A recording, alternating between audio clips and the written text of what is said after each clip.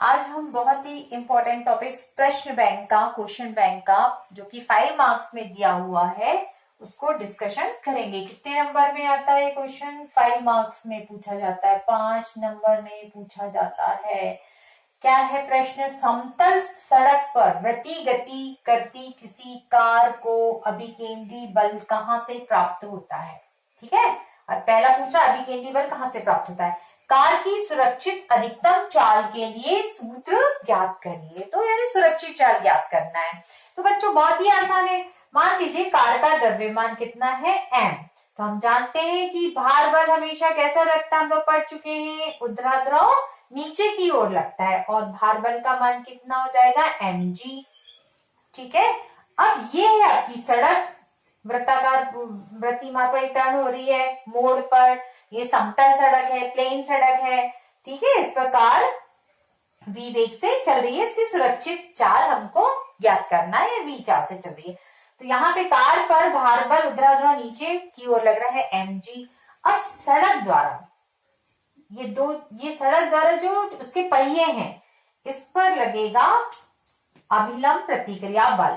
ठीक है, ये यहाँ पर इस पहिए पर लग रहा है, सपोज अभिलंब प्रतिक्रिया बल लग रहा है R1, और इस पहिए पर लग रहा है अभिलंब प्रतिक्रिया बल R2। यानी टोटल अभिलंब प्रतिक्रिया बल हो गया R1 प्लस R2। ठीक है, सड़क के द्वारा पहियों पर लगने वाला कुल अभिलंब प्रतिक्रिया बल R1 प्लस R2, यानी कि कितना हो गया? कैपिटल R हो गया। राइट, अब यहाँ पर हम जानते हैं कि इसकी गति की दिशा, जब वो टर्निंग पर कोई गाड़ी घूमती है तो चक्के बाहर की तरफ स्लोप होते हैं।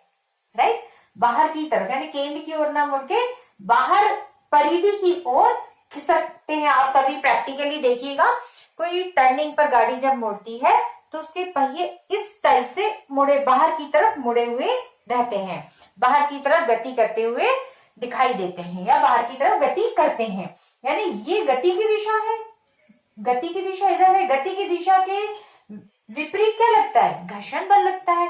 तो इस टायर और सड़क के बीच में घर्षण बल काम कर रहा है F1, और इस टायर पर सड़क और पहिए के बीच घर्षण बल काम कर रहा है F2। तो कुल घर्षण बल कितना हो गया? F। ठीक है, कुल घर्षण बल कितना हो गया? F is equal to F1 plus F2। और यही मार्ग के केंद्र की ओर लगकर क्या प्रदान कर रहा है? अभिकेंद्री बल प्रदान कर रहा है। ठीक है ना, वृत्ताकार मार्ग के केंद्र की ओर लगने वाले बल को हम अभिकेंद्री बल कहते हैं। तो यहाँ पर ये जो घर्षण बल है F1 प्लस F2, ठीक है ना, F क्या हुआ? घर्षण बल हुआ, और ये क्या प्रदान कर रहा है? कार को गति करने के लिए घर्षण बल ही क्या प्रदान कर रहा है? आवश्यक अभिकेंद्री बल प्रदान कर रहा है।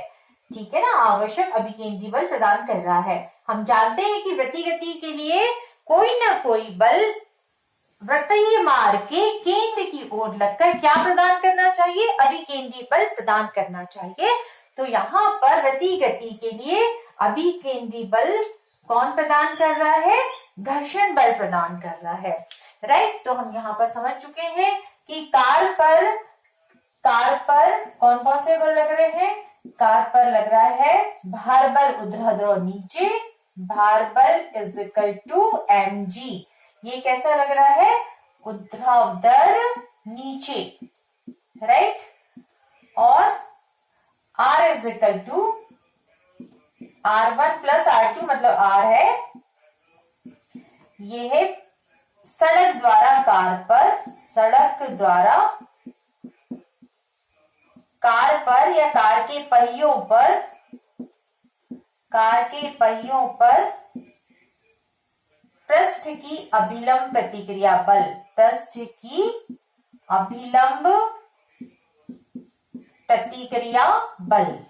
राइट, अभिलंब प्रतिक्रिया बल। ये कैसी है? पूरी ऊपर की ओर लग रही है। ठीक है ना, ये कैसा लग रहा है? बल ऊर्ध्वाधर ऊपर की ओर, ये लग रहा है ऊर्ध्वाधर ऊपर की ओर। और ये दोनों बल एक दूसरे के बराबर और विपरीत हैं, एक दूसरे को संतुलित कर रहे हैं।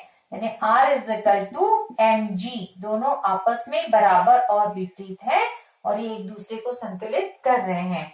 और घर्षण बल है टोटल, घर्षण बल F इज इक्वल टू है F1 प्लस F2। ये किधर लग रहा है? वृत्तीय मार्ग के केंद्र की ओर लग रहा है। ठीक है, वृत्तीय मार्ग के केंद्र की ओर लगकर, केंद्र की ओर लगकर आवश्यक अभिकेंद्री बल प्रदान करेगा। केंद्र की ओर लगकर कार को वृत्तीय मार्ग पर मुड़ने के लिए, वृत्तीय मार्ग पर मुड़ने के लिए, वृत्तीय मार्ग पर मुड़ने के लिए आवश्यक अभिकेंद्रीय बल प्रदान करेगा। आवश्यक अभिकेंद्रीय बल प्रदान करेगा, राइट। आवश्यक अभिकेंद्रीय बल देगा या प्रदान करेगा। ठीक है, तो यहाँ पर आवश्यक अभिकेंद्रीय बल जो है वो कौन दे रहा है? घर्षण बल दे रहा है। तो इसलिए आवश्यक शर्त क्या हुई वृत्तीय गति के लिए कि घर्षण बल का मान, इसलिए उत्पन्न घर्षण बल जो है वो आवश्यक अभिकेंद्रीय बल के बराबर या उससे अधिक होना चाहिए। ठीक है ना, इसलिए देयरफॉर उत्पन्न घर्षण बल, सुरक्षित चाल के लिए क्या शर्त है? इसी सुरक्षित चाल के लिए शर्त है कि उत्पन्न घर्षण बल आवश्यक अभिकेंद्रीय बल के मान से आवश्यक अभिकेंद्रीय बल जो है, अभिकेंद्रीय बल जो है उसके या तो बराबर रहे या इससे कैसा होना चाहिए? अधिक होना चाहिए, राइट। या तो बराबर हो या अधिक हो। तो उत्पन्न घर्षण बल का मान जो है F आवश्यक अभिकेंद्रीय बल के बराबर हो या इससे अधिक हो। तो अभिकेंद्रीय बल का सूत्र होता है mv² बाय r, राइट। और यहाँ पे हमको अधिकतम सुरक्षित चाल चाहिए, तो यहाँ पे अधिकतम के लिए हम लगा देते हैं मैक्सिमम। हमको चाहिए अधिकतम सुरक्षित चाल ज्ञात करना है। ठीक है, इतना नोट करिए, फिर आगे हम लोग देखते हैं, सॉल्यूशन सॉल्व करते हैं आगे। तो बच्चों घर्षण बल टोटल कितना लग रहा है? यहाँ चित्र में देखिए F1 plus F2, right. F की जगह F1 plus F2 is greater equal to mv maximum, इसका mv² बाय r। अब F1 का मान लिख दो mu s r1। F is equal to क्या होता है? घर्षण के नियम के अनुसार घर्षण बल F इज इक्वल टू होता है म्यू r। ठीक है, तो हम यहाँ पे लिखते हैं म्यू s स्थैतिक घर्षण गुणांक, और ये हो गया mu s r2, right, is greater equal to mv maximum mv² by r। ठीक है, यहाँ पर अब यहाँ हम म्यू s को कॉमन ले लेते हैं, तो बचा r1 प्लस r2 जो कि किसके बराबर है? हम जानते हैं, ये पूरा वैसे ही का वैसा आ जाएगा। अब यहाँ पर हम, ठीक है, ये सेम पूरा यही की यही आ जाएगा आपका सेम। अब यहाँ पर हमको मालूम है ये r के बराबर है, तो ये हो गया mu s r is greater equal to mv² by r, right. अब r किसके बराबर है? यहाँ पर r और mg क्या है? आपस में बराबर है, बराबर और विपरीत है। तो विपरीत तो ऋण चिन्ह हमने विपरीत के लिए लगा दिया। r की जगह हम लिख सकते हैं mg, राइट। देखिए अब हमको आंसर मिल चुका है, जो हम प्राप्त करना चाह रहे थे हमको आंसर मिल गया। देखिए एम क्या हो गया? आपस में कैंसिल हो गया। हमको चाहिए वेग, सुरक्षित चाल चाहिए, इसको इधर ट्रांसफर कर दीजिए, तो हमको प्राप्त हो रहा है यहाँ पे mu s rg is greater equal to v maximum r। अब हमको चाहिए सुरक्षित चाल चाहिए, ठीक है ना। v मैक्सिमम स्क्वायर ये क्या है? Is less or equal to mu s rg, और यहाँ पे अब हम क्या कर लेते हैं? इसका अंडर रूट ले लो, दोनों पक्षों का अंडर रूट ले लिया, वर्गमूल ले लिया, तो ये हो गया v अकेला हो गया क्योंकि वर्ग में है, और ये हो गया म्यू s rg। देखिए ये हमको मिल गई अधिकतम सुरक्षित चाल। अधिकतम सुरक्षित चाल हमको मिल रही है mu s rg under root में, राइट। ये अधिकतम सुरक्षित चाल हमको प्राप्त हो गई।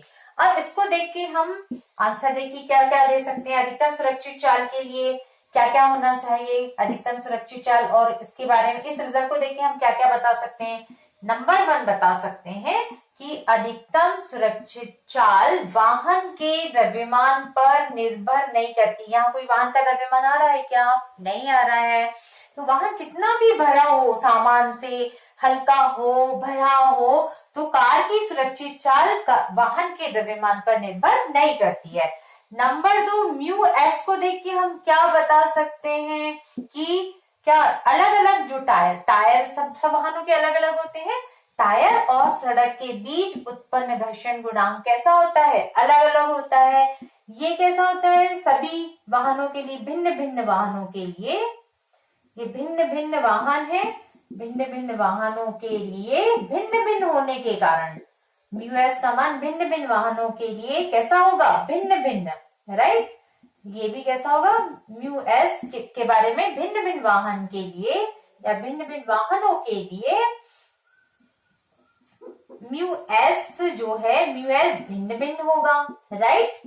इसलिए भिन्न भिन्न वाहनों के लिए सुरक्षित चाल भी भिन्न भिन्न होगी, राइट।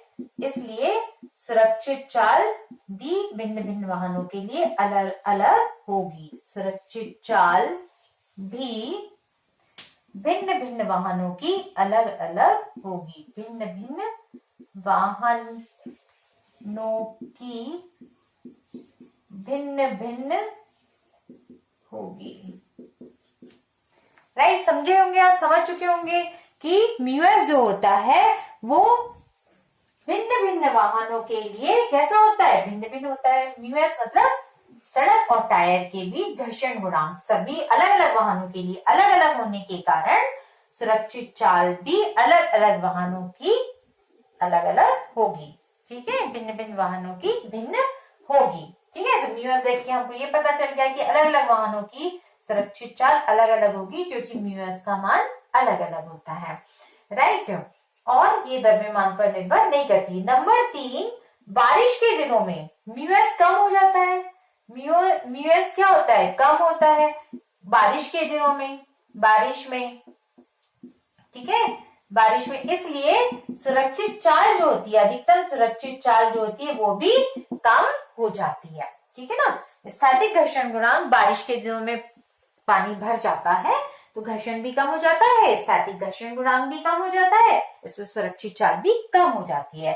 अब आर को देख के हम क्या पता कर सकते हैं? आर को देख के हम पता कर सकते हैं कि यदि वाहन की चाल जो है ये V मैक्सिमम से अधिक है ना, वाहन की जो चाल है वो कैसी है? सुरक्षित चाल से कैसी है? अधिक है, तो वाहन खतरनाक हो जाएगा, एक्सीडेंट हो जाएगा। तो वाहन कैसा हो जाएगा? सड़क, आर त्रिज्या की सड़क से बाहर की ओर गति करने लगेगा और गड्ढे खाई आए तो वो गिर जाएगा, ठीक है ना। वाहन चाल यदि सुरक्षित चाल से कैसी हो, राइट। ये थोड़ा सा समझ लीजिए, समझ चुके होंगे 4th पॉइंट, ठीक है। इसको नोट कर लीजिएगा 3rd तक के। तो यहाँ पर ठीक है, यहीं पर मैं समझा देती हूँ कि 4था पॉइंट, यदि 4th पॉइंट क्या था अपना कि वाहन की चाल जो है, ओके, ये अब क्या था आपका? स्थैतिक घर्षण गुणांक कम होगा बारिश में तो सुरक्षित चाल भी क्या हो जाती? कम हो जाती है, पढ़ चुके हैं। नंबर 4, यदि वाहन की चाल सुरक्षित चाल से अधिक है, वाहन की जो चाल है वो सुरक्षित चाल से अधिक चल रहा है, ठीक है ना। सुरक्षित चाल जो है V मैक्सिमम मतलब क्या है? सुरक्षित चाल। यदि वाहन सुरक्षित चाल से अधिक गति से चल रहा है तब वह आर त्रिज्या के मार्ग से बाहर निकल जाएगा, तब वह आर त्रिज्या आर के मार्ग से बाहर गति कर लेगा, बाहर गति करने लगेगा और ये बहुत ही डेंजर हो सकता है, फेंका जाएगा उस सड़क से बाहर और यहाँ गड्ढे खाई कुछ हुए तो एक्सीडेंट हो जाएगा। ओके, आई थिंक आप अच्छे से समझ चुके होंगे, बहुत ही आसान है।